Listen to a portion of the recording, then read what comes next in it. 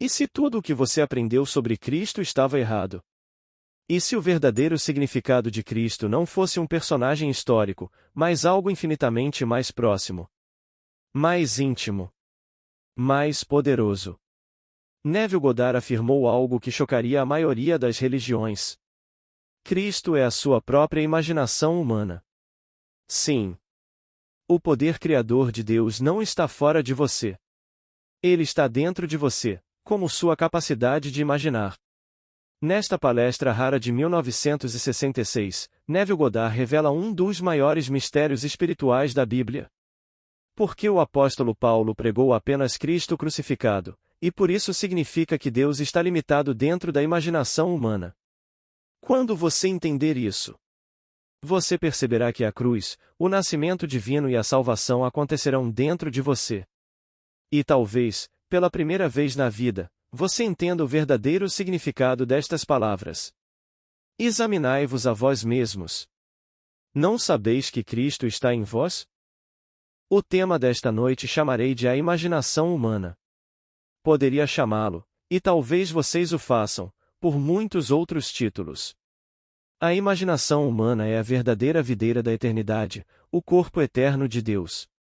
Portanto, voltemos-nos às obras de Paulo e vejamos que luz ele lança sobre o assunto. Vocês verão que nada é impossível para a sua maravilhosa imaginação humana, mas o homem não a aceita. Ele se volta para outros deuses, deuses que não existem. Nos escritos de Paulo, não se encontra nenhum vestígio de um Cristo histórico, como usamos o termo hoje. E, no entanto, era só isso que Paulo pregava. Ele pregava apenas Cristo crucificado, e ainda assim não há o menor vestígio de um Cristo histórico nas cartas de Paulo. Ele disse: Desde agora, a ninguém consideramos segundo a carne, embora antes tenhamos considerado Cristo segundo a carne, agora já não o consideramos assim. 2 Coríntios 5, 16. Vejamos agora o que ele tem a dizer sobre Cristo. Ele disse: Visto que, na sabedoria de Deus, o mundo não o conheceu por meio da sabedoria humana, aprove a Deus que pregássemos a loucura para a salvação dos que creem. 1 Coríntios 1, 21.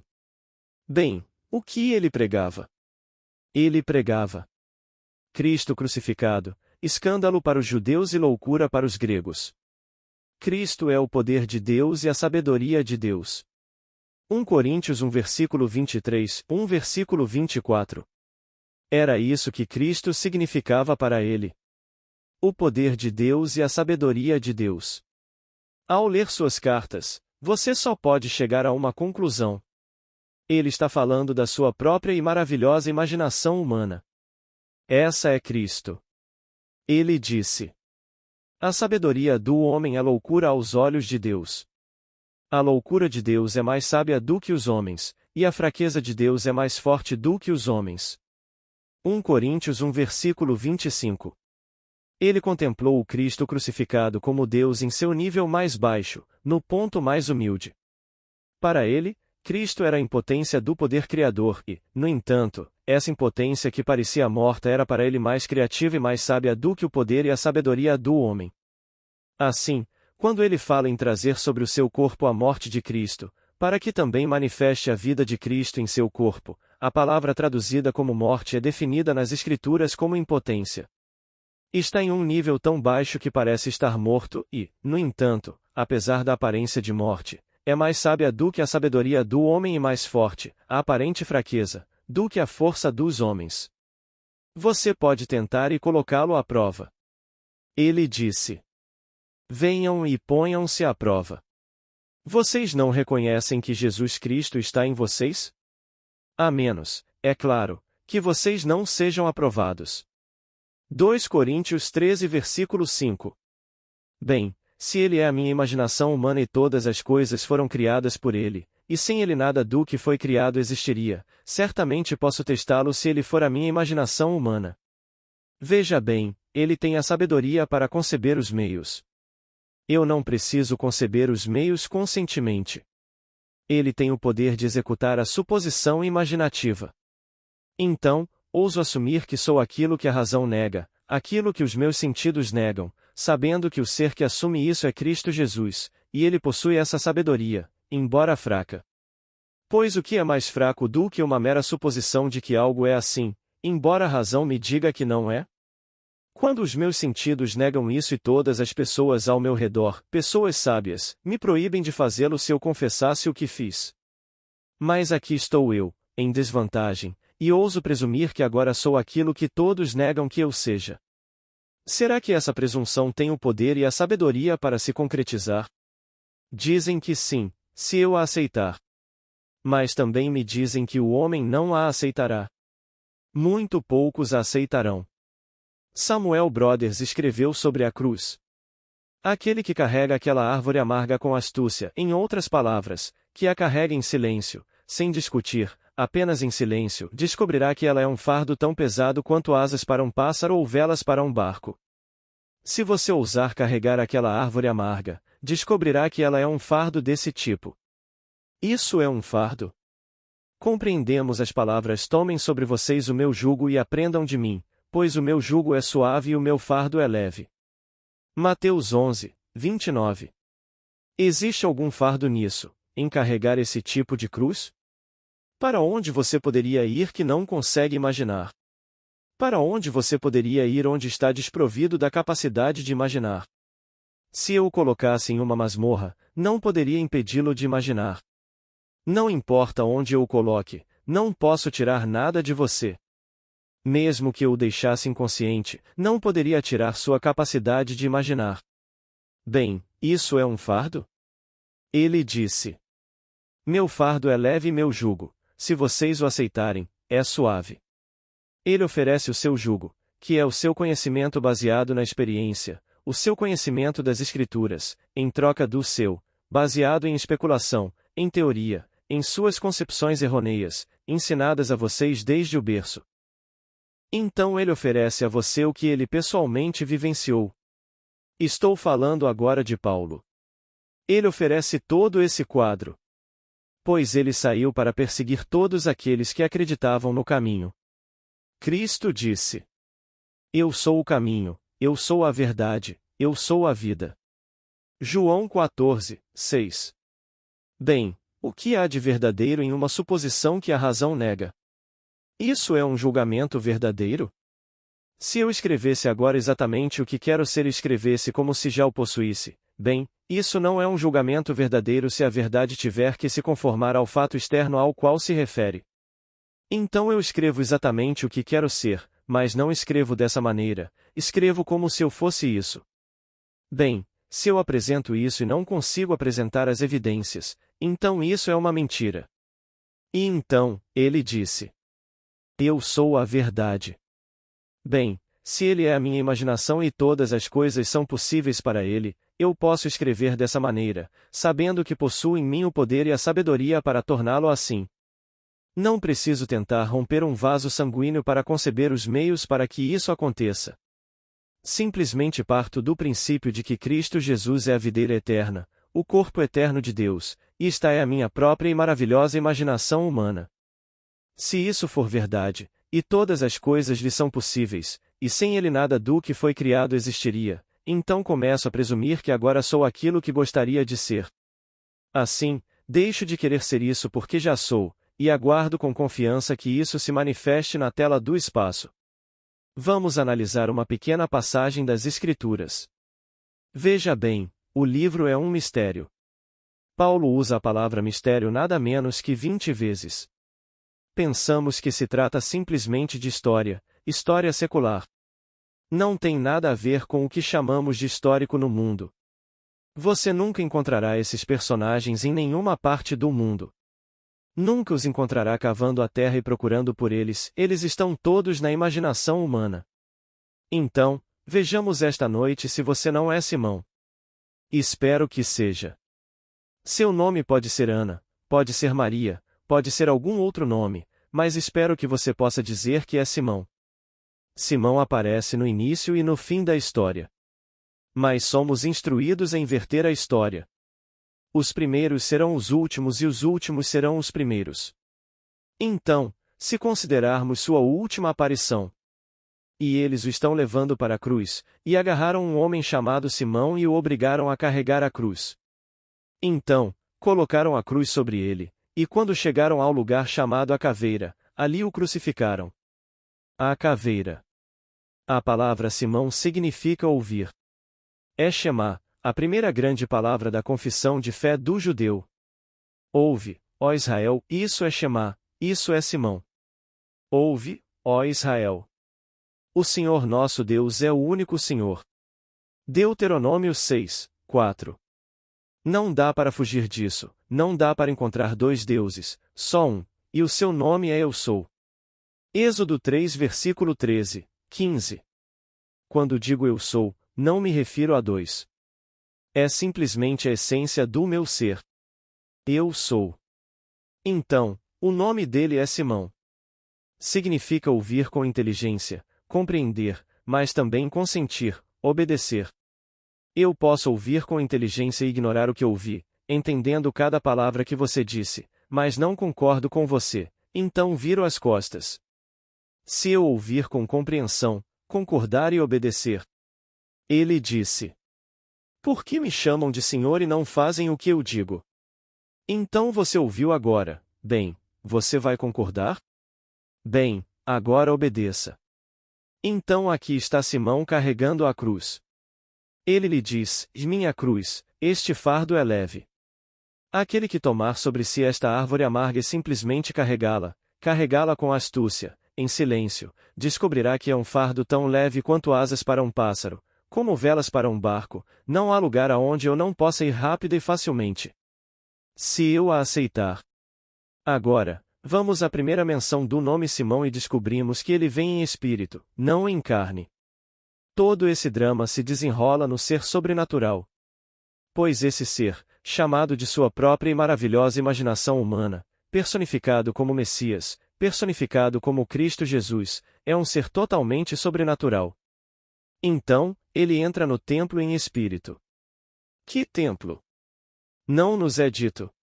Vocês são o templo do Deus vivo, e o Espírito de Deus habita em vocês. 2 Coríntios 6, 16. Se eu entrar no templo, o drama se desenrolará dentro de mim. Então, Simão entra no templo e ali está o menino Jesus sendo apresentado de acordo com a lei. Ele o toma nos braços e diz: Agora, Senhor, pode deixar o teu servo ir em paz, segundo a tua palavra. Isso está no capítulo 52 de Isaías. Lucas 2, 29. Pois a promessa de Deus a Israel, a todo o vasto mundo, era que vocês viriam à salvação de Deus. Ele chama isso de sinal. Ele pega o menino, mas ele chama a criança de sinal para todo o mundo ver. Ele toma a criança nos braços e pede permissão para partir, pois ela é o princípio do poder redentor de Deus. Ocorre agora uma reversão completa, e aquele poder que antes estava limitado à imaginação humana é agora invertido, e da geração, criando a partir de uma imagem dividida, masculino-feminino, ele agora se eleva e transcende a organização do sexo, onde não necessita de uma imagem dual para criar. É Deus criando em si mesmo agora. Sem imagem dividida, acima, completamente acima da organização do sexo. Uma reversão dos grandes poderes que estavam limitados, chamados nas Escrituras de a queda. E, no entanto, o verbo revalre, no grande nome de Deus, Yod revalre, tem como significado primário cair ou aquele que faz cair, ou significa soprar ou aquele que faz o vento soprar.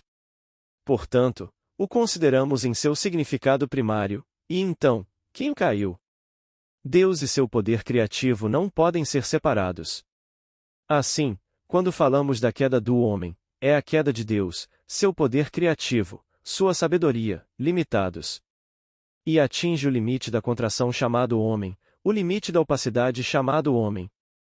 E então, após essa jornada terrível pelo deserto, este é o deserto, ele chega àquele momento no tempo que já estava predeterminado, onde o indivíduo, tendo passado pelas fornalhas da aflição chamadas experiência, agora tem suas forças invertidas.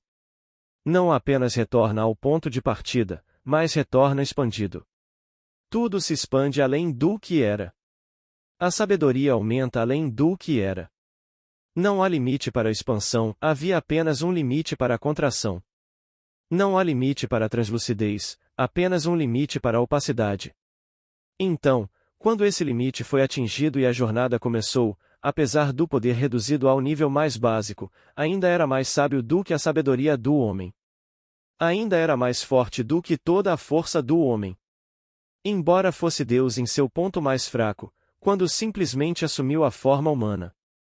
Então aqui, o Cristo mencionado nas Escrituras, através dos olhos de Paulo, aquele que levou a mensagem além de todos, não encontra um Cristo humano, nenhum Cristo histórico, apenas o poder de Deus e a sabedoria de Deus, e isso está em um nível baixo, é imaginação humana. Então ele disse: Eu prego somente a Cristo crucificado. Bem, ele está crucificado, este corpo é a cruz que ele carrega, esta é a árvore da vida. Os sábios procuram por esta árvore nos laboratórios do mundo, mas ele disse, uma cresce no cérebro humano. Tudo está voltado para baixo, como a árvore invertida, como nos é contado no livro de Daniel. Ela foi derrubada e a árvore caiu, mas as raízes permaneceram intactas. Não a toquem, deixem-na como está. Ela será regada mais uma vez com o orvalho do céu e crescerá, desta vez além de onde estava, desta vez sendo abrigo para todos e fornecendo alimento para todos. Esta é a grande árvore. Então os deuses da terra e do mar procuraram na natureza encontrar essa árvore, mas sua busca foi em vão, pois uma cresce no cérebro humano. Blake, Canções da Experiência. Então, tudo está aqui, enquanto estamos sentados aqui. Você poderia dizer, diante do que acabou de ouvir: Eu sou Simão. Eu carregarei a cruz. Não apenas ouvirei o que você disse, como também concordarei, eu obedecerei. Então, quando ouço todas as discussões e ninguém apresenta uma solução, sempre há uma solução presente. O que você quer em vez do que você tem? Bem, essa é a solução. Mas você diz: Não pode ser obtido, não pode ser conseguido. Não importa o que digam, é o que você quer. Todas as coisas são possíveis para Deus, mesmo quando ele está tão imerso que é apenas imaginação humana. Mas a imaginação humana e a imaginação divina são uma só. A diferença é simplesmente um grau de intensidade. E assim, quando imersa, parece morta, parece impotente. Mas quando você se torna um Simão, sabendo agora, é como disse o poeta Francis Thompson.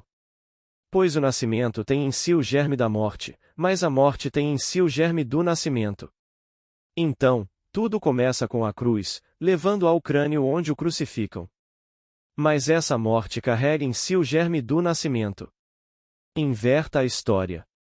Ele aparece primeiro segurando o nascimento, o sinal da promessa de Deus ao homem, o sinal que ele prometeu a Abraão. Eu te darei um filho. Gênesis 17,15. O protótipo desta criança. Algo nasce quando alguém não podia gerar um filho, quando alguém não podia conceber uma criança, portanto, ele não deve ser considerado um filho nascido de mulher. Deve ser considerado Deus gerando a si mesmo, realmente gerando a si mesmo. Então, aqui está esta criança. É uma criança real quando você se depara com a história, quando você tem a experiência, tudo acontece dentro de você. Você vê a criança, você segura a criança e a pega no colo. E a palavra Isaac significa ele ri. A criança ri, ela se abre num sorriso celestial quando você a segura em suas mãos. Naquele momento, você é Simão. Sim, no mundo de César, te chamam de Neville, mas você está interpretando o papel de Simão na peça. Para representar o papel de Simão segurando a criança, você precisa ter carregado a cruz. E assim, deram a cruz a Simão, e ele a carregou até o lugar chamado Calvário, lá o crucificaram. Crucificaram quem? O poder e a sabedoria de Deus. Ora, isso é personificado nas Escrituras. Bem, certamente é personificado. Você não é uma pessoa? Você é uma pessoa, eu sou uma pessoa.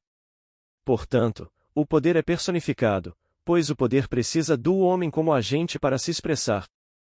E aqui estou eu como homem, mas conheço o poder é a minha própria e maravilhosa imaginação humana, e esse é Cristo Jesus.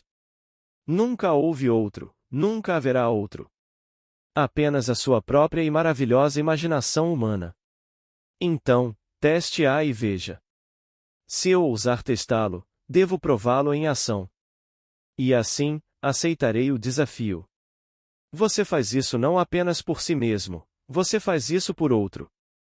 Antes, muitas pessoas vinham aqui quando o teatro ficava lotado, mas era um encontro social. Noite após noite, depois de 21 palestras, voltávamos para o hotel, e era simplesmente uma festa, todos se divertindo. Ninguém ouvia uma palavra do que eu dizia. Enquanto mantivessem esse padrão social, ótimo, mas quando eu interrompia isso, nos encontrávamos em intervalos irregulares, ainda amigos, mas eles nunca entendiam uma palavra. Há um casal que considero amigos, amigos muito queridos, que nunca vêm. Mas 20 anos atrás, quando nos conhecemos, ele representava uma pequena fabricante de produtos farmacêuticos no leste do país. Ele se formou em Princeton, voltou, casou-se e comprou uma casinha em uma rua onde só havia 2 casas. Naturalmente, com a inflação, tudo valorizou, a casa agora vale muitas e muitas vezes o que ele pagou, mas ainda é uma casinha minúscula. O terreno é pequeno, mas o valor, por causa da inflação, aumentou. Ela me disse um dia, uns 15 anos atrás. Ah, como eu queria que ele ganhasse mais. Que fosse mais importante. Olha só esse homem de Princeton, e tudo mais, e veja quanto ele está ganhando. Eu disse, você quer mesmo que ele ganhe mais? Sim. Ótimo. Recorrendo ao único poder que conheço, minha própria e maravilhosa imaginação humana, continuei uma conversa com ela partindo da premissa de que ele estava ganhando mais. Não detalhei os meios que seriam usados para ele ganhar mais, apenas imaginei que ele estava ganhando mais, e que isso vinha dela. Finalmente, sua pequena empresa foi absorvida por uma maior, e houve uma reorganização. Ele foi mantido, conhecia os médicos, os farmacêuticos, conhecia o território. Mas então expandiram seu território. Deram a ele o estado inteiro e o transferiram para Washington, e todos esses estados, Utah, Nevada, até, bem, Arizona, o que significava que ele tinha que ficar fora visitando sua equipe de vendas. Então ele começou a contratar uma equipe de vendas e chegou a empregar 6 ou 7 pessoas. Estava sempre demitindo um e contratando outro. Aí ela começou a reclamar. Ele está ganhando mais, ele é importante, ele está empregando 6, 7 pessoas agora. Ele pode demitir e contratar quem quiser. Mas você não pediu por isso? Mas ele não está em casa. Então nos encontramos. Ela ainda queria a sensação de poder que aquele emprego lhe dava, então outra empresa, maior do que as 2 juntas, absorveu os 2. Mantiveram-no, aumentaram seu salário e passaram a dar-lhe comissão sobre as vendas, que agora somavam de 4 a 12 funcionários. E aí começou a confusão. Eu disse que ele tinha uma casa pequena. Ele gastou naquela casa, para agradá-la, sem sucesso, muitas vezes o valor do imóvel. Nos 15 anos seguintes, ele a reformou completamente, trocando o carpete e os móveis. Eu os vi trazendo os móveis. Ela tem o dinheiro, ela escolheu, ele não mandou para casa, escolheu e uma semana depois, um conjunto novo. Tapetes, devolvem depois de uma semana, papel de parede, arrancam e colocam outro. Pelo que ele gastou, nunca vai recuperar, e tudo para agradá-la. Ela não se agrada. Ela não sabe uma palavra da história de Cristo Jesus, e ainda assim se diz cristã. Bem, multiplique-a por todos os cristãos do mundo, porque são tão poucos os que compreendem o mistério de Cristo. Poderíamos dizer que 500 milhões desconhecem o mistério de Cristo. Eles o colam na parede, feito de plástico ou algo parecido, artistas monstruosos. Todos os artistas que os fizeram. Todas essas pequenas indulgências, e lá estão eles, e chamam isso de Senhor, fazendo e violando o 2º mandamento. Não farás para mim imagem esculpida. Nenhuma. Como posso fazer uma imagem esculpida e me prostrar para adorar as obras das minhas próprias mãos? Estou criando a partir da minha própria e maravilhosa imaginação. Esse é Cristo, esse é o poder e a sabedoria de Deus. Para personificá-lo, preciso me ver. E chegará o dia em que você se verá nas profundezas da sua alma, e você nunca viu tamanha beleza, nunca viu tal caráter, tamanha majestade como você mesmo em profundidade. E lá está ele, meditando sobre você, essa coisa superficial que é carne e osso. Quando você aceita isso, realmente aceita, a ponto de consentir e obedecer, então não poderá se desviar para a esquerda nem para a direita. Mesmo no meio do inferno, você ainda invocará esse poder. Não importa onde você esteja, invoque esse poder. Não estou dizendo que o corpo não irá se deteriorar. Como Paulo disse tão claramente, nossos corações não estão abatidos. Embora exteriormente estejamos nos desgastando, interiormente estamos sendo renovados dia após dia. E esta tribulação temporária produz para nós uma glória eterna, incomparavelmente maior. 2 Coríntios 4, 16. Assim, até o fim, o corpo estava definhando, diante de seus olhos, o corpo se desgastava, definhando, mas ele ainda ensinava isso da manhã à noite. E quando eles... Mas olhe para si mesmo, médico, cura-te a ti mesmo, ele ainda ensinava que o único Cristo era a sua própria e maravilhosa imaginação humana. Sabendo que esta veste exterior começa com o tempo, termina com o tempo. E embora possam viver até os 120 anos, também partem. Se viverem tanto tempo, é provável que não tenham ninguém ao seu redor que se considere verdadeiramente sortudo. Podem estar senis, dependentes de tudo, menos de si mesmos, sem fazer nada por si próprios. Paulo não se importava, pois sabia que há um tempo para tudo neste mundo, um tempo para nascer e um tempo para morrer. Ele não ia apressar o processo. Sabia que ninguém podia adiá-lo, mas ele se consumiria. E ele continuaria a pregar para sempre Cristo crucificado. Como se o poder infinito se reduzisse à pequena e ínfima imaginação humana, e ainda assim fosse mais sábia e mais poderosa do que a sabedoria e o poder do homem. Ontem, nos deparamos com um quadro. A nação mais poderosa do mundo, os Estados Unidos, nossa produção supera a produção mundial inteira. Se considerarmos a produção real, temos a máquina mais poderosa do mundo, mais de 190 milhões de habitantes, com um alto padrão de educação, e aqui, um pequeno país de 17 milhões, sem poder produtivo, sem conhecimento técnico como entendemos, e estamos presos a essa situação? Essa máquina poderosa está presa a ela? E nada nos tirará da dívida? Vocês ouviram o nosso secretário de Estado? Ele não disse uma palavra sequer que vocês já não tenham lido no jornal há um ano, absolutamente nada. Corri para o chuveiro para ouvi-lo. Eu deveria ter ficado debaixo do chuveiro. Não houve uma única palavra que ele disse que eu já não tivesse lido nos jornais, em revistas e em comentários, tudo conversa fiada. Dizem que realmente querem a solução. Bem, a solução que vocês realmente querem, a paz, como a entendemos. Então o governo decide por si mesmo. E não vamos deixar que uma força externa imponha sua vontade. Que eles realmente acreditem, porque todos vão sofrer, e com poucas exceções, são cristãos. Esta é a terra onde quase todos se dizem cristãos, você encontra um judeu, mas mais de 190 milhões de americanos.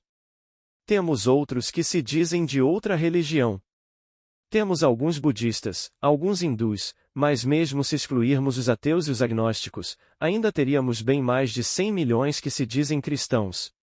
Nenhum deles parece conhecer o poder e a sabedoria de Cristo. Amanhã irão à igreja, orarão a um Deus desconhecido e passarão por toda a formalidade e rituais. Se havia algo contra o qual Paulo se opunha veementemente, eram todas as instituições, autoridades, costumes e leis que interferiam no acesso direto do indivíduo a Deus. Qualquer coisa neste mundo que, de alguma forma, o afastasse do acesso direto a Deus, Paulo se opunha. E assim, Deus está no homem, na maravilhosa imaginação humana. É o poder criativo de Deus, a sabedoria de Deus, e não se pode separar o poder criativo de um homem de sua imaginação, que é imaginar, que é a própria imaginação. Imaginar é imaginação em ação, mas não se podem separar. Portanto, Cristo é Deus em ação. Então você diz que ele está imaginando e Deus é toda imaginação. Assim, o homem é pura imaginação e Deus é o homem, e existe em nós e nós nele. O corpo eterno do homem é a imaginação, e esse é o próprio Deus. Blake, Berkeley, Laocoonte. O homem se volta para o exterior na esperança de que alguma pequena coisa interceda e o ajude. Ele buscará em vão, ele tem um Deus falso. Então, era isso que ele queria dizer com eu prego a Cristo e a Cristo crucificado, escândalo para os judeus. 1 Coríntios 1, 23. Ele não se referia às pessoas que aceitam a fé judaica, pois essa é a base do cristianismo. Ele se referia àqueles que buscam sinais e que acreditam em adoração externa, seja uma lei alimentar, seja algum outro tipo de adoração externa. E isso é loucura para o grego. O grego era chamado de o sábio do mundo, e se você não conseguisse tirar algo do laboratório, provar e mostrar as evidências, então não era loucura. Mas não para Paulo, pois ele o encontrou não como um homem, mas em si mesmo, e estava bem disposto a ensiná-lo, mesmo que diante dos olhos daqueles a quem ensinava ele estivesse se desgastando. E ele disse: Meu coração não está abatido. Embora o meu exterior esteja se desgastando, o meu interior está sendo renovado dia após dia. E esta tribulação temporária está preparando para mim o peso da glória. É um peso eterno de glória incomparável. Não há nada no mundo visível que se compare à glória do homem quando ele começa a se elevar interiormente. Quando essa energia interior, o poder criativo, se manifesta, não há nada no mundo tão luminoso, tão poderoso, tão belo. Portanto, ele não encontrou nada no mundo exterior que se comparasse a esse peso de glória que simplesmente emanava de dentro. E ele sabia que, no fim, faria o que todos precisam fazer: se libertar.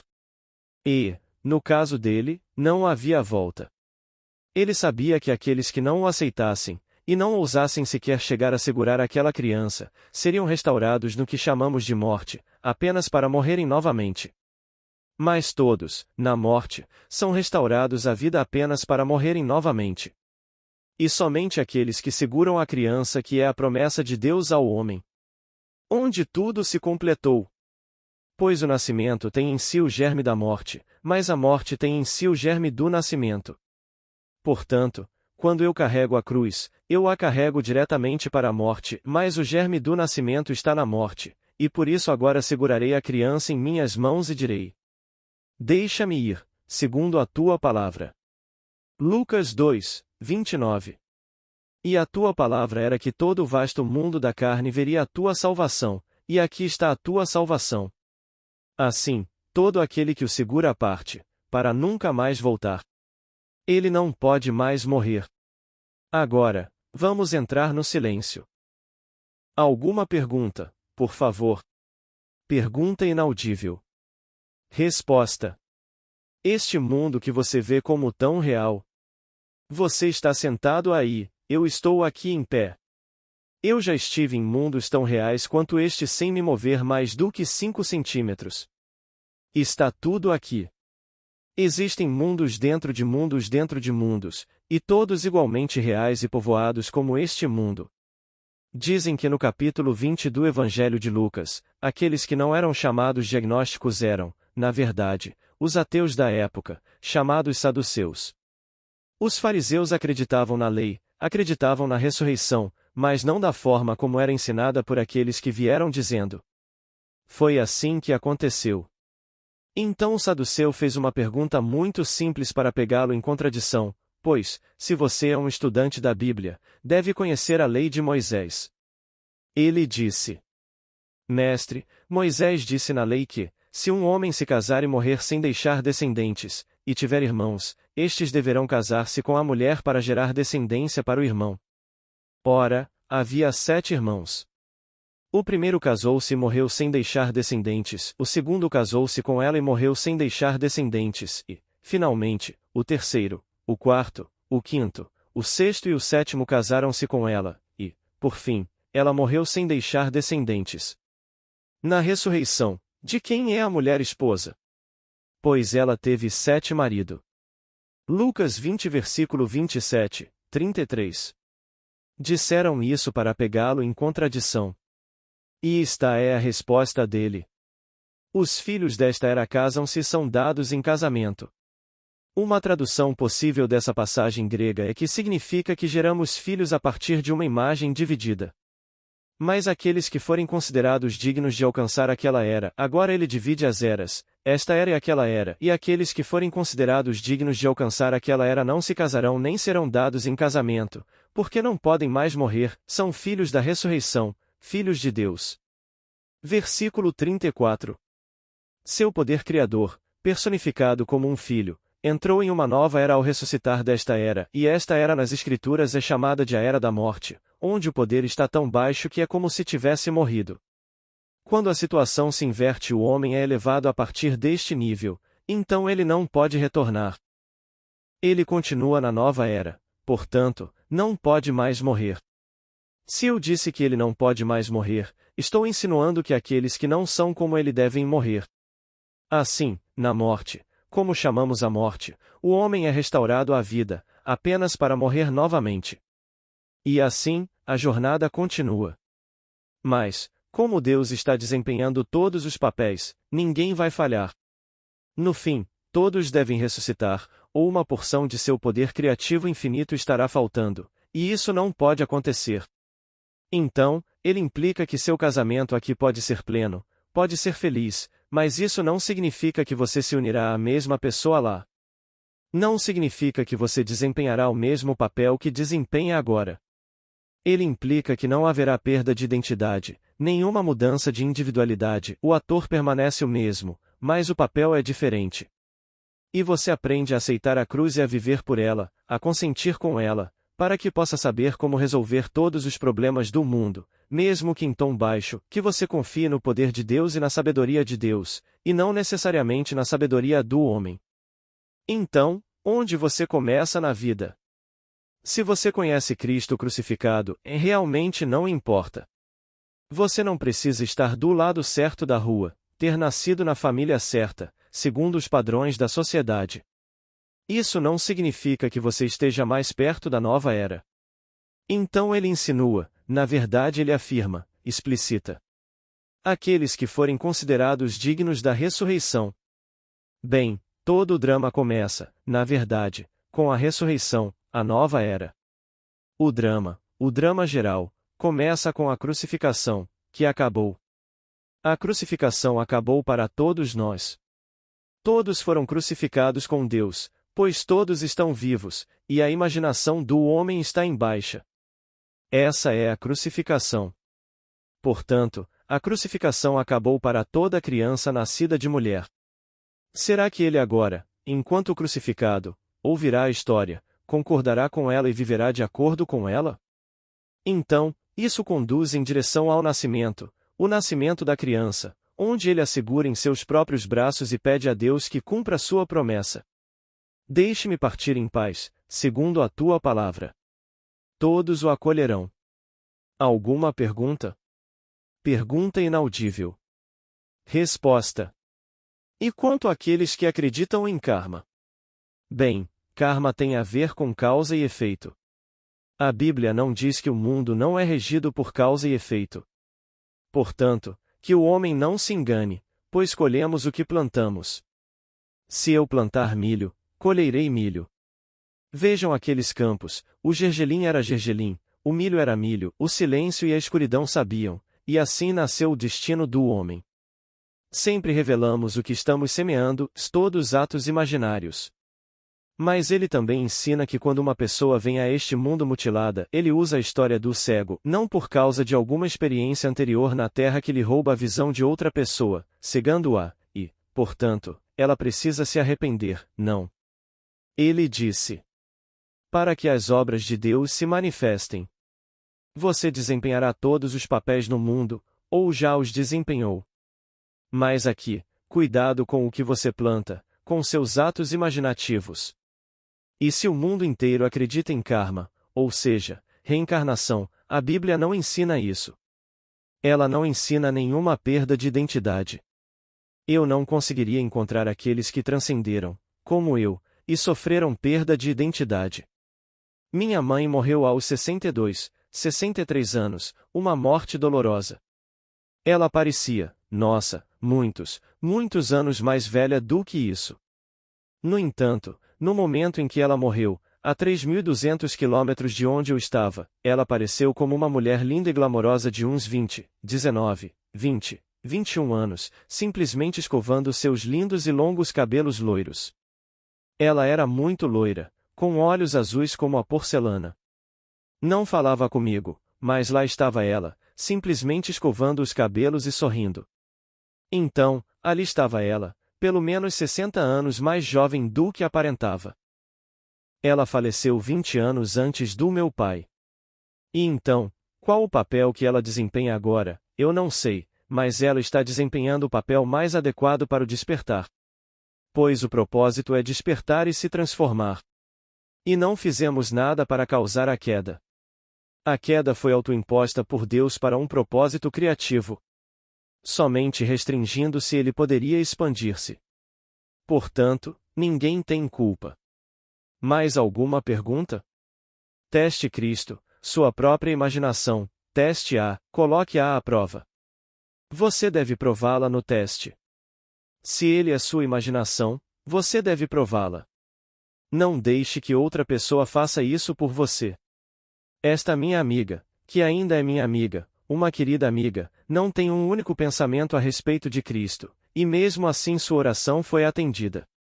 Ela mesma sabe que não fez nada, mas não gostou da forma como foi atendida. Então, ela não o vê, exceto nos fins de semana. Talvez essa também tenha sido a oração dele. Ele volta para casa na sexta à noite, sai no domingo e, pessoalmente, acho que ele nunca esteve tão feliz. Porque nada que o dinheiro possa comprar pode fazê-la feliz. E assim, nos encontramos agora em intervalos muito longos. Nunca discutimos isso.